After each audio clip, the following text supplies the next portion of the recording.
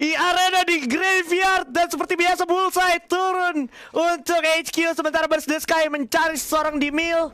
Tapi kalau kita berbicara dari arah LGDS, bahkan oh my god, ini map atas benar-benar dipadati penduduk. Iya, pastinya ini kayak sesuai sama predik yang sempat kita bahas juga, yang sempat gua tonton juga. Apalagi ada salah satu kontennya Bang Ajis Fan juga sempat ada drop zone yang sudah kita bahas ya kan. Dan gua ngelihat itu kayak cenderung lebih ke donat yang dimana tengahnya tuh bolong. Tapi enggak untuk sekarang ya.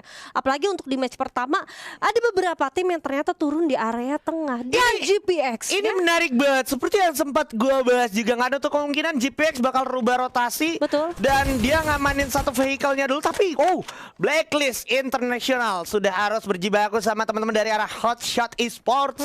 Di sana tadi sempat memberikan agresi dan mengusir lebih tepat, tapi oh my god, setengah darah dari arah player Hotshot Esports sudah hilang di sana, Baby Bun. Yes, dan ternyata ini sangat-sangat fake early yang memang sudah dibuka oleh salah satu regional dari mana nih Blacklist International itu dari MCP. Dari Malaysia, Cambodia, Philippines gitu ya. Itu include sama Singapura juga. Betul, dan ternyata di area pinggiran ya, seperti kayak Pocinok, di mana anak-anak GPX menurunkan drop zone di sana. Dan ini kayaknya untuk pertama kalinya GPX turun di area yang sebenarnya itu di luar naungan gua sih. Di luar prediksi lo ya. Tapi perlu kita catat juga sebenarnya kan secara drop zone emang GPX tuh selalu merubah-rubah drop zone mereka. Bahkan kalau kita ngomongin regular season mereka di lokal turnamen atau FML, itu mereka juga emang banyak banget tempat-tempat spot-spot yang pernah mereka jajahi, cuman emang nggak konsisten mereka terapkan, jadi nggak kenotis akhirnya. Betul. Dan ini yang memang mungkin diperlukan oleh anak-anak GPX yang mungkin mereka tahu nih drop zone dari masing-masing regional ya kan. Dan mereka mengubahnya yang dimana sebenarnya nggak bisa kenotis dari tim-tim lain. Dan kalau nggak salah gue sempat mention bahwa GPX nih bakal turun di Blue Zone lagi nih kemungkinan, karena yang dibutuhkan salah satu dari GPX Sea-Wings yaitu Baretta, senjata sniper.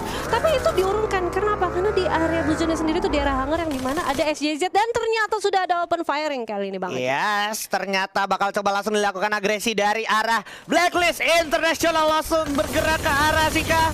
Di sana Sika 55 agak sedikit kesulitan karena sudah mendapatkan dari Biro dengan P90 berhasil ditumbangkan gitu saja Sika tanpa pertolongan Ibrar 76.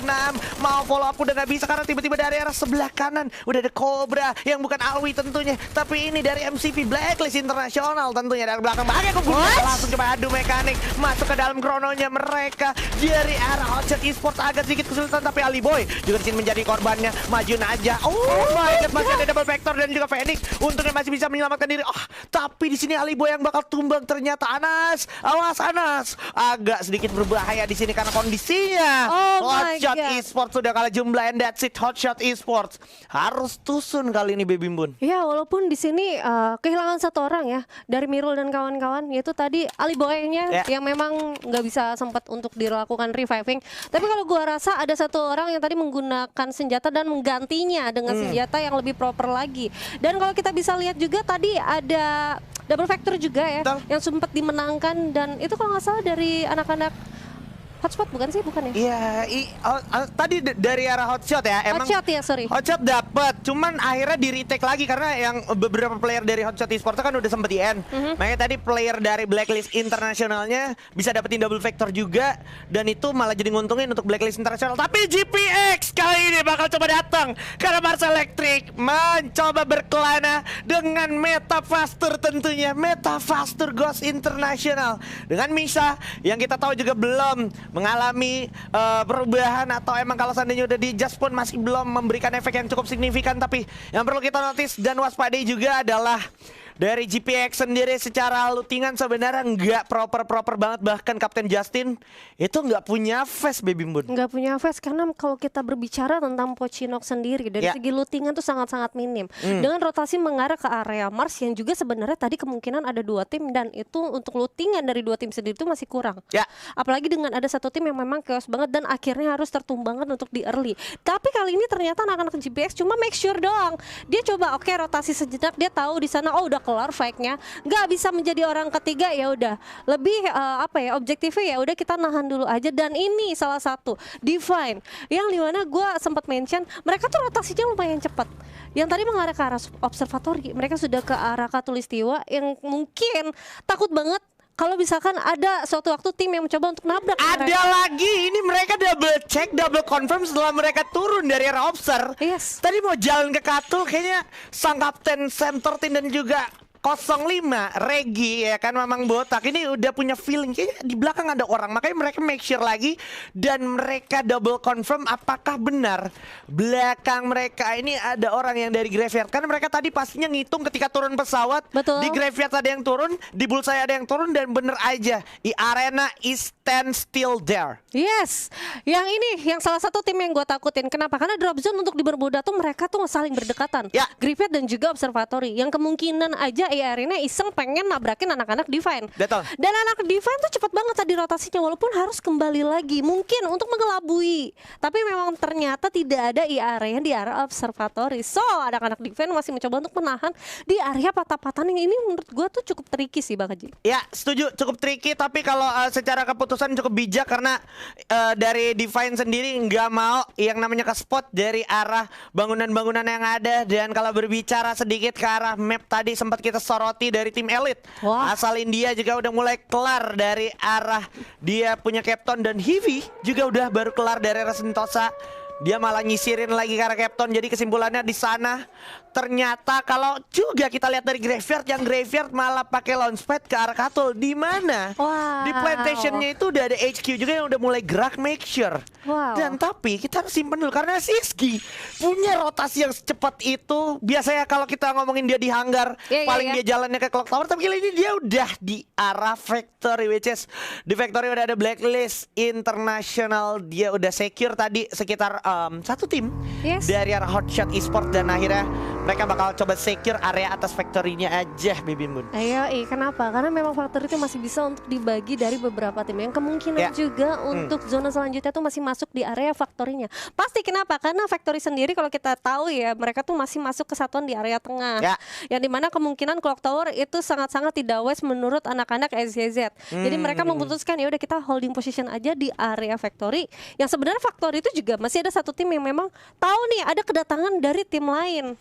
Wah, ini kebetulan banget ya dari arah Sisginya nggak yang benar-benar nyisir secara details. Tapi kalau kita berbicara tentang dari arah Blacklist International, boleh gue bilang nih juga bisa jadi satu ancaman untuk tim-tim yang nantinya bakalan berotasi lewat sini, karena cenderung bakalan terpantau sama teman-teman dari Phoenix dan juga dari Cobra maupun Mirul yang emang udah mantau dari atas. Dan oh my god, Burst the Sky ternyata juga mempunyai lootingan yang cukup cepat rotasinya. Setelah dia kelar dari arah mil, dia langsung jalan ambil coba make sure fieldnya dari arah picknya ada orang apa enggak gitu ya. Dan ternyata ada. Ada juga tim elit yang emang kebetulan juga berdatang ke arah pick. Baru datang dan tadi sudah sempat nge-pop up goal. Berarti sudah satu pertahanan yang sudah dibuka sama anak-anak TE ya. Dan kalau gua nggak salah juga anak-anak Burst the Sky bukannya mencoba untuk ngeras sekarang mereka, tapi yang coba dapetin kompon dari area picknya aja. Ya udah nggak mau terlalu ada fake di early. Nahan banget. Apalagi mungkin mereka masih bisa ngeliat masih 43 yang live, masih cukup rame, masih sekitaran satu tim aja ternyata. Dan kalau nggak salah sepertinya masih mencoba untuk melooking dari jarak jauh, kejauhan aja, nggak usah terlalu dekat karena kalau terlalu dekat bahaya, bisa terjadi ada pertumpahan darah. Dan gua rasa mungkin dari kedua tim ini nggak akan saling menumbangkan satu sama lain sih. Wow, ada pergerakan yang cukup bold dari arah EVOS Esports. Kalau lu perhatiin dia bakalan gerak ke bullseye. Dia literally make sure ini bullseye graveyard ada orang apa enggak. Wow, applause dulu dong untuk Ipol dan juga teman-teman EVOS Divine yang sudah memberanikan diri untuk make sure apakah ada HQ atau Arena di sana. Tapi ternyata circle-nya bergerak ke arah bawah dan itu sangat menguntungkan untuk teman-teman Blacklist International, Sisgi, Lel GDS, CGGG dan juga Hivi maupun GPX yang juga bentar lagi harus bakalan bertemu. Oh my god, ada Wings di sana dengan sebuah mobil vehicle hijaunya bakal disusul oleh teman-teman dari Hivi. Oh my god, Wings juga mereka udah bakal ternotis, terspot. Harus segera mengamankan sebuah compound untuk berlindung dan paling tidak minimal mendapatkan compound untuk zona selanjutnya, Baby Moon. Iya, paling nggak di sini Heavy sudah ada satu information bahwa di area Pochinok sudah ada satu tim yang sempat holding position, yaitu anak-anak GPX. Dan gua rasa anak-anak GPX itu bakal dapetin satu rumah orang kaya di area sana dan bakal diem aja di sana. Sedangkan Heavy, ya udah dia mempunyai vehicle yang cukup kuat harusnya. Dimana mobil Lambo ini harusnya pertahanan dan kecepatannya tuh masih bisa untuk dipertimbangkan kalau misalkan mereka masih mau rotasi penuh nih. Kecuali tadi anak-anak GPX, apalagi Wings yang tadi yang menggunakan vehicle hijau yang lu tahu sendiri. Itu vehicle yang cukup lemah juga di Free Fire, yang sekali lu tembak kemungkinan headshotnya itu akan terjadi. Wow, luar biasa. Terima kasih Survivors. Jangan lupa pencet tombol like, share, sama subscribe karena kita udah tembus di angka 120.000 K. Ya, dan sekarang gerak ke arah 200K viewers. Langsung aja kita ramaikan karena sekarang udah ada tembakan tiba-tiba dari arah already. Langsung mendapatkan Syake dari area LGDS. Sudah terpick out satu. Awas, hati-hati ada landmine. Dan juga bahkan ada sebuah seven drop tiba-tiba datang. Tapi Roro bersama Bruce langsung membuka krononya. Mundur dulu Yuan untuk make sure dengan buka gluolnya. Tapi already dia bakalan coba make sure sambil menggocek-gocek stepping yang ada. Lempar grenade pun udah dilakukan juga oleh tim LGDS. Tapi dari arah Arena lebih cepat untuk memprediksi pergerakan dari area LGDS-nya. Wah, udah agak kepukul mundur. Tiba-tiba di lantai 2 udah ada beberapa dari arah gluol dan juga sebuah krono yang terpop up juga. Tapi akhirnya kalau kita perhatikan dari LGDS mulai coba narik ulur dulu pergerakan sambil kita lihat ada Bruce yang jatuh. Ternyata Sekbat Bruce langsung dia coba begitu saja. Oh my god, Hoitsang agak sedikit deten. Tapi kita lihat ada Roro juga yang udah sulit. Sampai akhirnya LGDS salah satu kontender yang cukup kuat juga harus tumbang di tangan Arena. Yes, dan akhirnya Arena berhasil untuk mempertahankan posisi komponen cukup krusial harusnya, dimana sebenarnya masih masuk untuk zona-zona yang lumayan rumit juga, apalagi ini masih zona kedua yang bakal coming ke arah zona ketiga. Dan ini dia perwakilan dari Indonesia kita, EVOS Divine, yang sudah mendapatkan dua vehicle-nya. Dan gua rasa masih mencoba untuk rotasi, make sure dulu di pinggir-pinggir zona nih ada orang apa enggak, dan itu suatu keputusan yang sangat bijak sih. Setuju. Satu keputusan yang cukup bijak dan juga sambil predik next zonanya bakal ke arah mana.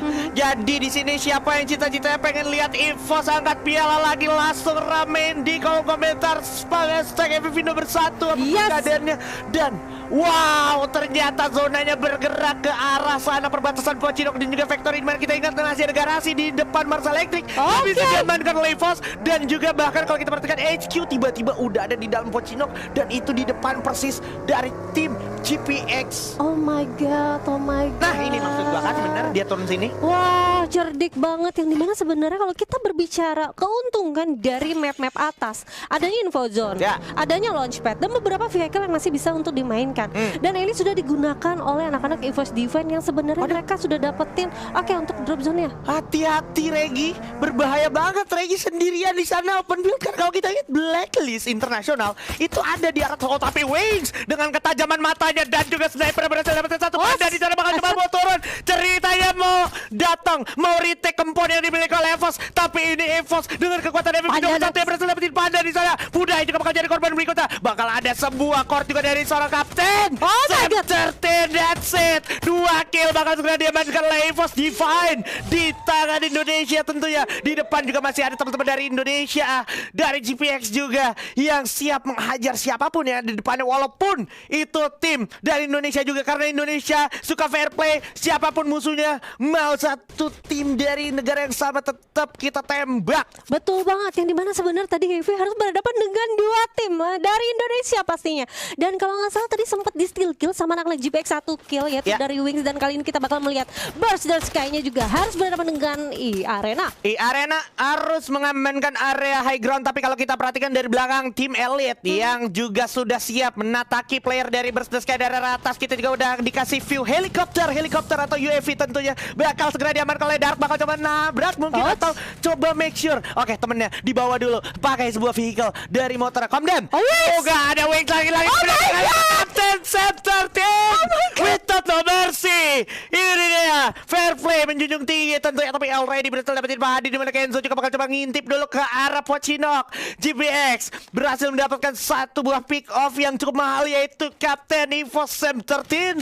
Dan sekali lagi GPX ini juga bakal masuk ke arah zona berikutnya, tapi Iconic berhasil dapetin already dengan grenade-nya. Masih ada Hoisang juga siap dengan MP5 sambil menahan momentum. Ada Chrono di sana, tapi Killer berhasil dapetin Kapom. Coba buka keluar lagi, cepat banget refleksnya kayak Necklace kuat, tapi J4 siap-siap. Oh my god, Kapom dan juga already tumbang, tapi ternyata tim elit walaupun dia yang datang belakangan tetap bakal tumbang di tangan Arena yang udah mengkoleksi 9 poin kill, baby Bon. 9 poin kill, dan ternyata anak-anak YV juga harus ditumbangkan, harus menyusul. Dan kali ini kita bisa melihat anak-anak XQ juga harus terkena knockdown satu orang. Dan kali ini anak-anak GPX bakal objektif cari dulu kompon yang ada, dan di Pochinok sudah mendapatkannya. Dan gue rasa ini jadi penumpukan banget dari Pochinok. Ini penumpukan, depan ada XQ, depan kanan lagi ada dari CGG, lempar gini dan langsung ledakan ke arah rumah ayam lantai 2. Untungnya masih bisa selamat dari arah CGG. Masih punya Chrono, tapi itu sebuah info yang cukup mahal. Artinya CGG udah nggak punya Chrono. Dan di sisi lain ada Sang Regi dengan meta botaknya udah berhasil dapatkan satu buah orang dari arah Siski. Berhasil di revive, tapi Cobra juga berhasil dapetin satu orang lagi. Dan akhirnya kalau kita lihat Kenzo bakal coba langsung rasin aja, terobos aja.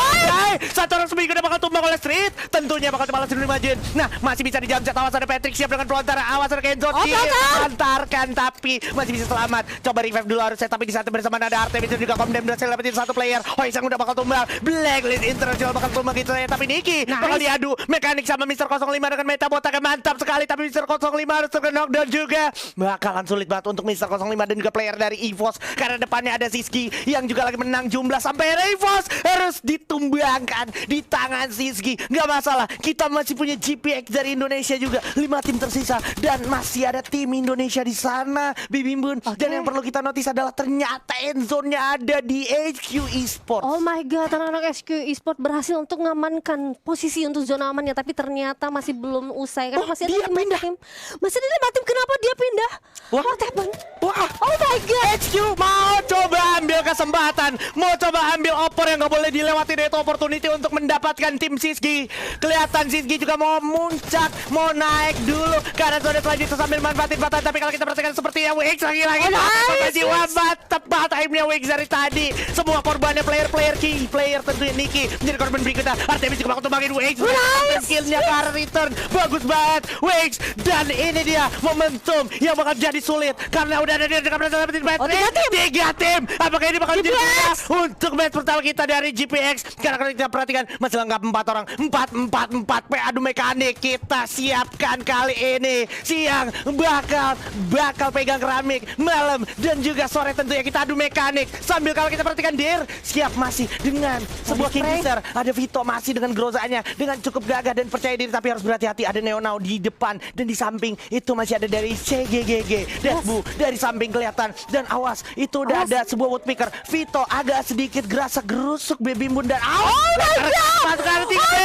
tapi yang saya banget momentumnya gak bisa, agak sulit momentumnya. Dir juga gak punya banyak kesempatan untuk revive kawannya. Tiba-tiba datang GPS dan sudah tumbang di tangan Deathbu dengan lontarnya. Oh my god, sangat-sangat mendebarkan. Dan ini ada HQ juga akan menjadi konten terakhir. Tiba-tiba bakal coba langsung dihancurkan. Fageb berhasil dari satu Momo dan langsung didobrakan Chrono-nya. Fageb lagi-lagi mencari kill player dari arah HQ, dan terlihat ada Stay juga dibocokin. Tapi kita lihat Fageb juga sesana lagi, apakah bisa? Ternyata bisa. And that's it, Buya berhasil diamankan oleh HQ dengan 11 poin kill.